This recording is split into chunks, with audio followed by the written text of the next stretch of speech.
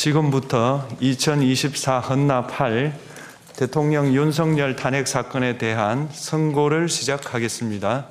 먼저 적법 요건에 관하여 살펴보겠습니다. 이 사건 계엄 선포가 사법심사의 대상이 되는지에 관하여 보겠습니다. 고위공직자의 헌법 및 법률 위반으로부터 헌법 질서를 수호하고자 하는 탄핵 심판의 취지를 고려하면 이 사건 계엄 선포가 고도의 정치적 결단을 요하는 행위라 하더라도 그 헌법 및 법률 위반 여부를 심사할 수 있습니다. 국회 법사의 조사 없이 이 사건 탄핵 소추안을 의결한 점에 대하여 보겠습니다. 헌법은 국회의 소추 절차를 입법에 맡기고 있고 국회법은 법사위 조사 여부를 국회의 재량으로 규정하고 있습니다. 따라서 법사위의 조사가 없었다고 하여 탄핵 소추 의결이 부적법하다고 볼 수 없습니다. 이 사건 탄핵 소추안의 의결이 일사부재의 원칙에 위반되는지 여부에 대해서 보겠습니다. 국회법은 부결된 안건을 같은 회기 중에 다시 발의할 수 없도록 규정하고 있습니다. 피청구인에 대한 1차 탄핵 소추안이 제418회 정기회 회기에 투표 불성립되었지만 이 사건 탄핵 소추안은 제419회 임시회 회기 중에 발의되었으므로 일사부재의 원칙에 위반되지 않습니다. 한편 이에 대해서는 다른 회기에도 탄핵 소추안의 발의 횟수를 제한하는 입법이 필요하다는 재판관 정형식의 보충 의견이 있습니다. 이 사건 계엄이 단시간 안에 해제되었고 이로 인한 피해가 발생하지 않았으므로 보호 이익이 험결되었는지 여부에 대해서 보겠습니다. 이 사건 계엄이 해제되었다고 하더라도 이 사건 계엄으로 인하여 이 사건 탄핵 사유는 이미 발생하였으므로 심판의 이익이 부정된다고 볼 수 없습니다. 소추 의결서에서 내란죄 등 형법 위반 행위로 구성하였던 것을 탄핵 심판 청구 이후에 헌법 위반 행위로 포섭하여 주장한 점에 대하여 보겠습니다. 기본적 사실관계는 동일하게 유지하면서 적용 법조문을 철회, 변경하는 것은 소추 사유의 철회, 변경에 해당하지 않으므로 특별한 절차를 거치지 않더라도 허용됩니다. 피청구인은 소추 사유에 내란죄 관련 부분이 없었다면 의결 정족수를 충족하지 못하였을 것이라고 주장하지만 이는 가정적 주장에 불과하며 객관적으로 뒷받침할 만한 근거도 없습니다. 대통령의 지위를 탈취하기 위하여 탄핵 소추권을 남용하였다는 주장에 대하여 보겠습니다. 이 사건 탄핵 소추안의 의결 과정이 적법하고 피소추자의 헌법 또는 법률 위반이 일정 수준 이상 소명되었으므로 탄핵 소추권이 남용되었다고 볼 수 없습니다. 그렇다면 이 사건 탄핵 심판 청구는 적법합니다. 한편 증거법칙과 관련하여 탄핵 심판 절차에서 형사소송법상 전문 법칙을 완화하여 적용할 수 있다는 재판관 이미선, 김형두의 보충 의견과 탄핵 심판 절차에서 앞으로는 전문 법칙을 보다 엄격하게 적용할 필요가 있다는 재판관 김복형, 조한창의 보충 의견이 있습니다. 다음으로 피청구인이 직무집행에 있어 헌법이나 법률을 위반하였는지 피청구인의 법 위반 행위가 피청구인을 파면할 만큼 중대한 것인지에 관하여 살펴보겠습니다. 우선 소추 사유별로 살펴보겠습니다. 1. 이 사건 계엄 선포에 관하여 보겠습니다. 헌법 및 계엄법에 따르면 비상계엄 선포의 실체적 요건 중 하나는 전시, 사변 또는 이에 준하는 국가 비상사태로 저가 교전 상태에 있거나 사회 질서가 극도로 교란되어 행정 및 사법 기능의 수행이 현저히 곤란한 상황이 현실적으로 발생하여야 한다는 것입니다. 피청구인은 야당이 다수 의석을 차지한 국회의 이례적인 탄핵소추 추진, 일방적인 입법권 행사 및 예산 삭감 시도 등의 전횡으로 인하여 위와 같은 중대한 위기사항이 발생하였다고 주장합니다. 피청구인의 취임 후 이 사건 계엄 선포 전까지 국회는 행안부 장관, 검사, 방통위위원장, 감사원장 등에 대하여 총 22건의 탄핵소추안을 발의하였습니다. 이는 국회가 탄핵소추 사유의 위헌, 위법성에 대해 숙고하지 않은 채 법 위반의 의혹에만 근거하여 탄핵심판 제도를 정부에 대한 정치적 압박 수단으로 이용하였다는 우려를 낳았습니다. 그러나 이 사건 계엄 선포 당시에는 검사 1인 및 방통위위원장에 대한 탄핵심판 절차만이 진행 중이었습니다. 피청구인이 야당이 일방적으로 통과시켜 문제가 있다고 주장하는 법률안들은 피청구인이 제의를 요구하거나 공포를 보류하여 그 효력이 발생되지 않은 상태였습니다. 2025년도 예산안은 2024년 예산을 집행하고 있었던 이 사건 계엄 선포 당시 상황에 어떠한 영향을 미칠 수 없고 위 예산안에 대하여 국회 예결특위의 의결이 있었을 뿐 본회의의 의결이 있었던 것도 아닙니다. 따라서 국회의 탄핵소추, 입법, 예산안 심의 등의 권한 행사가 이 사건 계엄 선포 당시 중대한 위기 상황을 현실적으로 발생시켰다고 볼 수 없습니다. 국회의 권한 행사가 위법, 부당하더라도 헌법재판소의 탄핵 심판, 피청구인의 법률안 제의 요구 등 평상시 권력 행사 방법으로 대처할 수 있으므로 국가 긴급권의 행사를 정당화할 수 없습니다.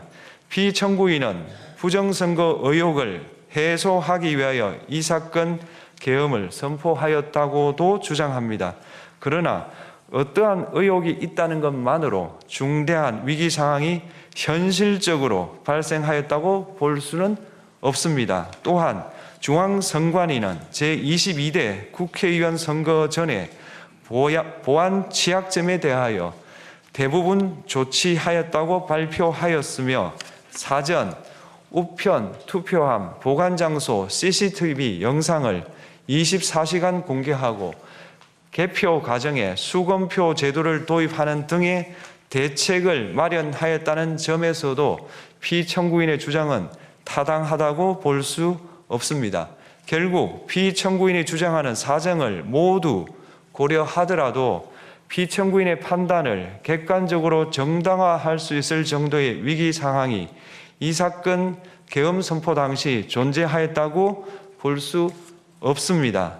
헌법과 계엄법은 비상계엄 선포의 실체적 요건으로 병력으로서 군사상의 필요에 응하거나 공공의 안정질서를 유지할 필요와 목적이 있을 것을 요구하고 있습니다. 그런데 피청구인이 주장하는 국회의 권한 행사로 인한 국정마비 상태나 부정선거 의혹은 정치적, 제도적, 사법적 수단을 통하여 해결하여야 할 문제이지 병력을 동원하여 해결할 수 있는 것이 아닙니다. 피청구인은 이 사건 계엄이 야당의 전횡과 국정위기 상황을 국민에게 알리기 위한 경고성 계엄 또는 호소형 계엄이라고 주장하지만 이는 계엄법이 정한 계엄 선포의 목적이 아닙니다. 또한 피청구인은 계엄 선포에 그치지 아니하고 군경을 동원하여 국회의 권한 행사를 방해하는 등의 헌법 및 법률 위반 행위로 나아갔으므로 경고성 또는 호소형 계엄이라는 피청구인의 주장을 받아들일 수 없습니다. 그렇다면 이 사건 계엄 선포는 비상계엄 선포의 실체적 요건을 위반한 것입니다. 다음으로 이 사건 계엄 선포가 절차적 요건을 준수하였는지에 관하여 보겠습니다. 계엄 선포 및 계엄 사령관 임명은 국무회의의 심의를 거쳐야 합니다. 피청구인이 이 사건 계엄을 선포하기 직전에 국무총리 및 9명의 국무위원에게 계엄 선포의 취지를 간략히 설명한 사실은 인정됩니다. 그러나 피청구인은 계엄사령관 등 이 사건 계엄의 구체적인 내용을 설명하지 않았고 다른 구성원들에게 의견을 진술할 기회를 부여하지 않은 점을 고려하면 이 사건 계엄 선포에 관한 심의가 이루어졌다고 보기도 어렵습니다. 그 외에도 피청구인은 국무총리와 관계 국무위원이 비상계엄 선포문에 부서하지 않았음에도 이 사건 계엄을 선포하였고 그 시행 일시, 시행 지역 및 계엄사령관을 공고하지 않았으며 지체 없이 국회에 통고하지도 않았으므로 헌법 및 계엄법이 정한 비상계엄 선포의 절차적 요건을 위반하였습니다. 2. 국회에 대한 군경 투입에 관하여 보겠습니다. 피청구인은 국방부 장관에게 국회에 군대를 투입할 것을 지시하였습니다. 이에 군인들은 헬기 등을 이용하여 국회 경내로 진입하였고 일부는 유리창을 깨고 본관 내부로 들어가기도 하였습니다. 피청구인은 육군 특수전 사령관 등에게 의결 정족수가 채워지지 않은 것 같으니 문을 부수고 들어가서 안에 있는 인원들을 끄집어내라는 등의 지시를 하였습니다. 또한 피청구인은 경찰청장에게 계엄사령관을 통하여 이 사건 포고령의 내용을 알려주고 직접 6차례 전화를 하기도 하였습니다. 이에 경찰청장은 국회 출입을 전면 차단하도록 하였습니다. 이는 이로 인하여 국회로 모이고 있던 국회의원들 중 일부는 담장을 넘어가야 했거나 아예 들어가지 못하였습니다. 한편 국방부 장관은 필요시 체포할 목적으로 국군 방첩사령관에게 국회의장, 각 정당 대표 등 14명의 위치를 확인하라고 지시하였습니다.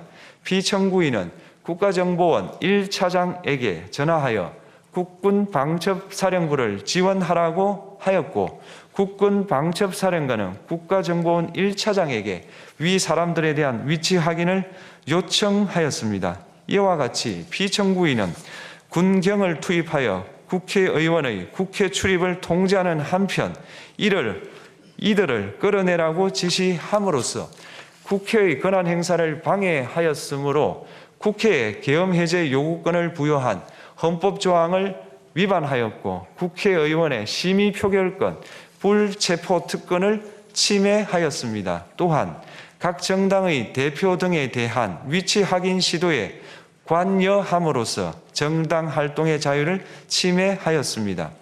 피청구인은 국회의 권한 행사를 막는 등 정치적 목적으로 병력을 투입함으로써 국가 안전보장과 국토방위를 사명으로 하여 나라를 위해 봉사하여 온 군인들이 일반 시민들과 대치하도록 만들었습니다. 이에 피청구인은 국군의 정치적 중립성을 침해하고 헌법에 따른 국군 통수 의무를 위반하였습니다. 3. 이 사건 포고령 발령에 관하여 보겠습니다. 피청구인은 이 사건 포고령을 통하여 국회, 지방의회, 정당의 활동을 금지함으로써 국회에 계엄 해제 요구권을 부여한 헌법조항, 정당 제도를 규정한 헌법조항, 대의민주주의 권력분리 원칙을 위반하였습니다. 비상계엄 하에서 기본권을 제한하기 위한 요건을 정한 헌법 및 계엄법 조항, 영장주의를 위반하여 국민의 정치적 기본권, 단체 행동권, 직업의 자유를 침해하였습니다. 4. 중앙선관위에 대한 압수수색에 관하여 보겠습니다. 피청구인은 국방부 장관에게 병력을 동원하여 선관위의 전산 시스템을 점검하라고 지시하였습니다. 이에 따라 중앙선관위 청사에 투입된 병력은 출입 통제를 하면서 당직자들의 휴대전화를 압수하고 전산 시스템을 촬영하였습니다. 이는 선관위에 대하여 영장 없이 압수수색을 하도록 하여 영장주의를 위반한 것이자 선관위의 독립성을 침해한 것입니다.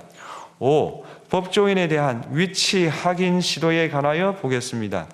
앞서 말씀드린 바와 같이 피청구인은 필요시 체포할 목적으로 행해진 위치 확인 시도에 관여하였는데 그 대상에는 퇴임한 지 얼마 되지 않은 전 대법원장 및 전 대법관도 포함되어 있었습니다. 이는 현직 법관들로 하여금 언제든지 행정부에 의한 체포 대상이 될 수 있다는 압력을 받게 함으로 사법권의 독립을 침해한 것입니다.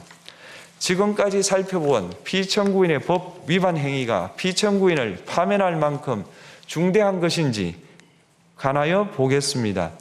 피청구인은 국회와의 대립사항을 타개할 목적으로 이 사건 계엄을 선포한 후 군경을 투입시켜 국회의 헌법상 권한 행사를 방해함으로써 국민 주권주의 및 민주주의를 부정하고 병력을 투입시켜 중앙선관위를 압수수색하도록 하는 등 헌법이 정한 통치구조를 무시하였으며 이 사건 포고령을 발령함으로써 국민의 기본권을 광범위하게 침해하였습니다. 이러한 행위는 법치국가 원리와 민주국가 원리의 기본 원칙들을 위반한 것으로 그 자체로 헌법 질서를 침해하고 민주공화정의 안정성에 심각한 위해를 끼쳤습니다. 한편 국회가 신속하게 비상계엄 해제 요구를 결의할 수 있었던 것은 시민들의 저항과 군경의 소극적인 임무 수행 덕분이었으므로 이는 피청구인의 법 위반에 대한 중대성 판단에 영향을 미치지 않습니다. 대통령의 권한은 어디까지나 헌법에 의하여 부여받은 것입니다. 피청구인은 가장 신중히 행사되어야 할 권한이 국가 긴급권을 헌법에서 정한 한계를 벗어나 행사하여 대통령으로서의 권한 행사에 대한 불신을 초래하였습니다. 피청구인이 취임한 이래 야당이 주도하고 이례적으로 많은 탄핵 소추로 인하여 여러 고위공직자의 권한 행사가 탄핵 심판 중 정지되었습니다. 2025년도 예산안에 관하여 헌정사상 최초로 국회 예산결산특별위원회에서 정액 없이 감액에 대해서만 야당 단독으로 의결하였습니다. 피청구인이 수립한 주요 정책들은 야당의 반대로 시행될 수 없었고 야당은 정부가 반대하는 법률안들을 일방적으로 통과시켜 피청구인의 제2 요구와 국회의 법률안 의결이 반복되기도 하였습니다. 그 과정에서 피청구인은 야당의 전횡으로 국정이 마비되고 국익이 현저히 저해되어 가고 있다고 인식하여 이를 어떻게든 타개하여야만 한다는 막중한 책임감을 느끼게 되었을 것으로 보입니다.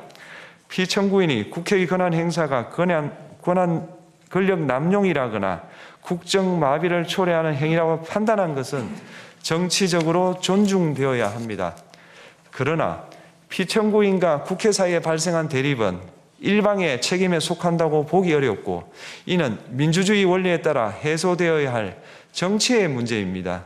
이에 관한 정치적 견해의 표명이나 공적 의사결정은 헌법상 보장되는 민주주의와 조화될 수 있는 범위에서 이루어져야 합니다. 국회는 소수 의견을 존중하고 정부와의 관계에서 관용 그리고 자제를 전제로 대화와 타협을 통하여 결론을 도출하도록 노력하였어야 합니다. 피청구인 역시 국회의 대표인 국회를 협치의 대상으로 존중하였어야 합니다. 그럼에도 불구하고 피청구인은 국회를 배제의 대상으로 삼았는데 이는 민주정치의 전제를 허무는 것으로 민주주의와 조화된다고 보기 어렵습니다. 피청구인은 국회의 권한 행사가 다수의 횡포라고 판단했다 하더라도 헌법이 예정한 자구책을 통해 견제와 균형이 실현될 수 있도록 하였어야 합니다.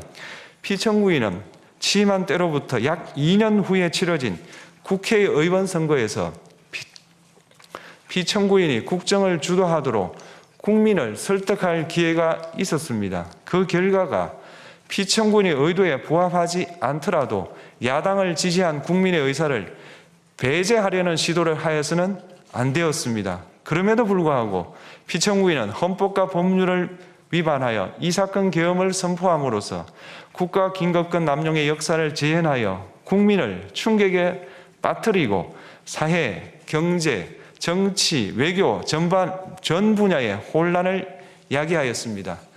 국민 모두의 대통령으로서 자신을 지지하는 국민을 초월하여 사회 공동체를 통합시켜야 할 책무를 위반하였습니다. 군경을 동원하여 국회 등 헌법기관의 권한을 훼손하고 국민의 기본적 인권을 침해함으로써 헌법 소호의 책무를 저버리고 민주공화국의 주권자인 대한국민의 신임을 중대하게 배반하였습니다. 결국 피청구인의 위법 행위는 국민의 신임을 배반한 것으로 헌법 소호의 관점에서 용납될 수 없는 중대한 법 위반 행위에 해당합니다. 피청구인의 법 위반 행위가 헌법 질서에 미친 부정적 영향과 파급 효과가 중대하므로 피청구인을 파면함으로써 얻는 헌법 소호의 이익이 대통령 파면에 따르는 국가적 손실을 압도할 정도로 크다고 인정됩니다. 이에 재판관 전원의 일치된 의견으로 주문을 선고합니다. 탄핵 사건이므로 선고 시각을 확인하겠습니다. 지금 시각은 오전 11시 22분입니다. 주문, 피청구인 대통령 윤석열을 파면한다. 마치겠습니다.